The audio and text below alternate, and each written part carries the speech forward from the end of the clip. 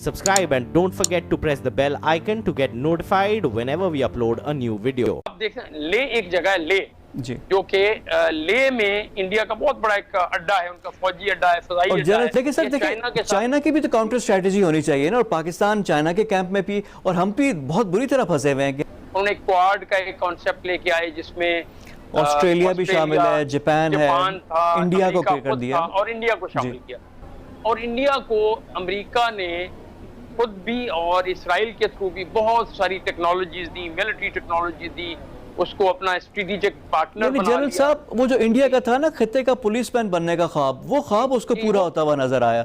India Russia के साथ था, अमेरिका के मुखालिफ कैंप में था, तो फिर ये सारी चीजें चेंज हो रही हैं, चेंज हो रही थी और इंडिया को एक अपॉर्चुनिटी मिली। गुफ्तगू करेंगे जो इंडिया और चाइना के माबेन जो अर्ली मई से जो स्कर्मिशेस शुरू हुई हैं, और 15 जून को जब ऑल हेल ब्रोक लूज, और ये लड़ाई हुई थी लाठियों और पत्थरों के हिसाब से, तो इस सारी चीज़ का बैकग्राउंड जनरल साहब से जानेंगे, और पाकिस्तान के लिए क्या इम्प्लीकेशंस हैं इसकी। जनरल साहब, टू बिगिन विद थोड़ा सा इसके बैकग्राउंड पे जो साइनो इंडिया जो कॉन्फ्लिक्ट है, इसकी रीजंस क्या हैं और स्ट्रेटेजिक इम्पेरेटिव्स दोनों साइड्स की क्या हैं इसमें?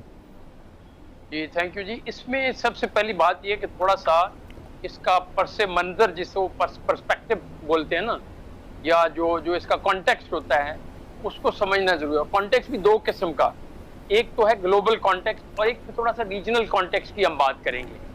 पहले मैं थोड़ा सा रीजनल कॉन्टेक्स्ट को पीछे लेके जाऊंगा। बिफोर पार्टीशन 1947 से पहले, जब ब्रिटिश एम्पायर यहाँ पे थी, उस वक्त ब्रिटिश एम्पायर की बाउंड्री थी चाइना के साथ, और वो बाउंड्री बड़ी लूज सी बाउंड्री थी, उसकी डिमार्केशन नहीं हुई थी, और उसके ऊपर उनके एग्रीमेंट्स आपस में चलते रहते थे, और उनका आपस में चल रहा था।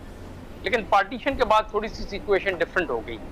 लेकिन मैं भी उसको थोड़ा सा ग्लोबल पर्सपेक्टिव से इसको रिलेट करूंगा। आपको याद होगा कि यूएसएसआर जब ख़त्म हो गया है, उसके बाद से सर्द जंग ख़त्म हो गई, तो अमेरिका ने अपनी जो मेन पावर थी, उसमें अपनी पिवट की पॉलिसी के तहत उसको अटलांटिक ओशन से पैसिफिक ओशन की तरफ शिफ्ट किया।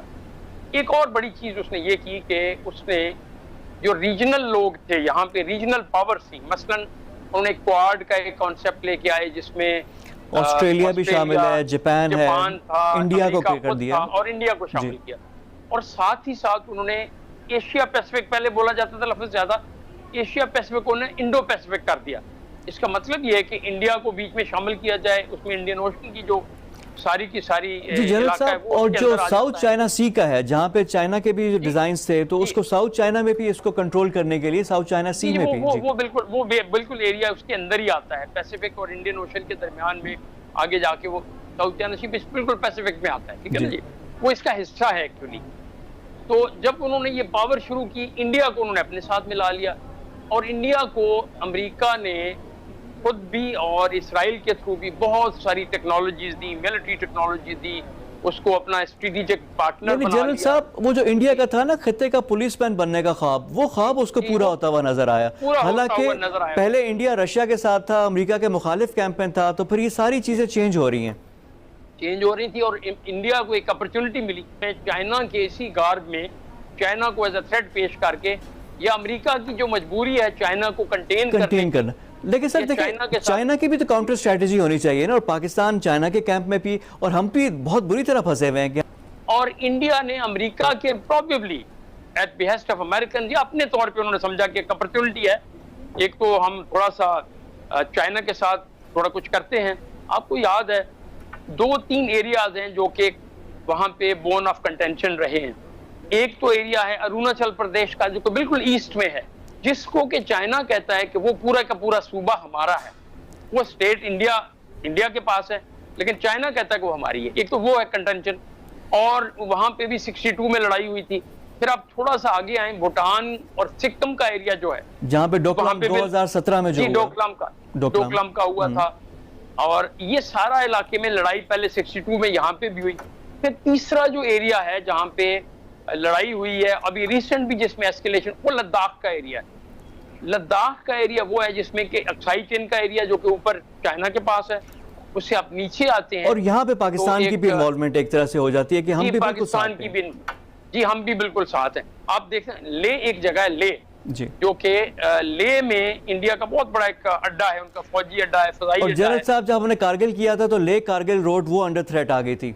जी जी, वो बिल्कुल आपको याद है, बिल्कुल सही बात है, आपकी बात दुरुस्त है कि उस वक्त लेह कारगिल रोड को हमने थ्रेटन किया था जी। अपने फायर से, डायरेक्ट फायर से भी हमने थ्रेटन किया था उस वक्त। तो मैं जो बात कर रहा था कि इंडिया ने क्या किया, इंडिया ने देखा कि अमेरिका के उसके ऊपर शय लेते हुए उन्हें अपनी पावर को वहां पे कंसोलिडेट करना शुरू किया, बढ़ाना शुरू किया, और उन्होंने लेह से लेकर श्योक और आगे एक जगह आती है दौलत बेग ओल्डी, जी ओल्डी, जहाँ पे वो रोड आता है, दौलत बेग ओल्डी रोड। जी रोड आता है जी। वो रोड पहले नहीं थी, उन्होंने ये रोड पिछले 2-1 साल में वो रोड कंप्लीट कर ली।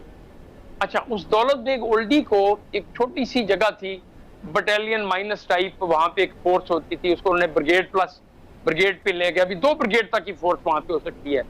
फिर ने वहां पे लैंडिंग स्ट्रिप्स भी बनाना शुरू कर दी।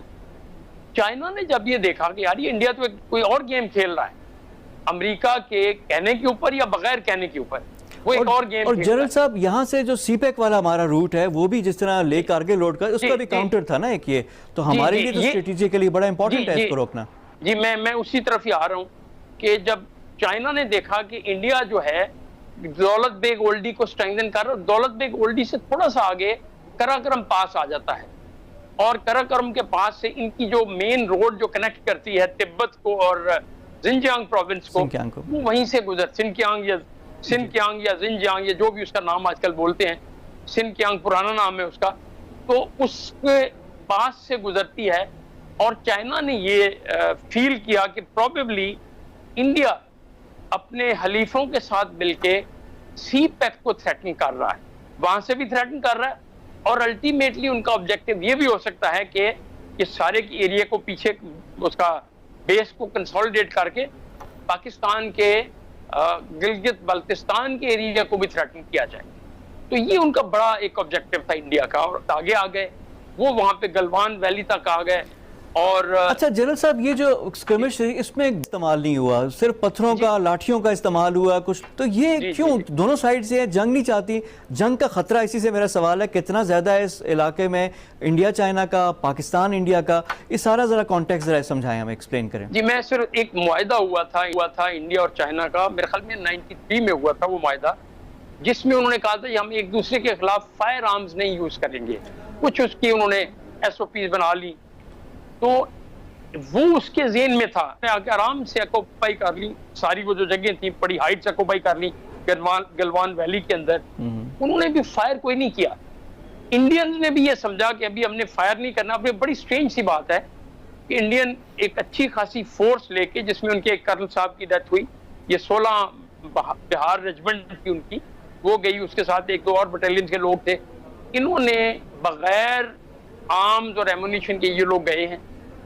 चाइनीज ने ये समझा कि ये हमें यहाँ से हमें अपरूट करने आ रहे हैं, हमें यहाँ से निकालने आ रहे हैं, तो वहां पे लड़ाई हुई है इनकी बगैर आर्म्स के, यानी डंडे, लाठी, सोटे जिसको बोलते हैं, उनसे, पत्थर, उनसे लड़ाई हुई है।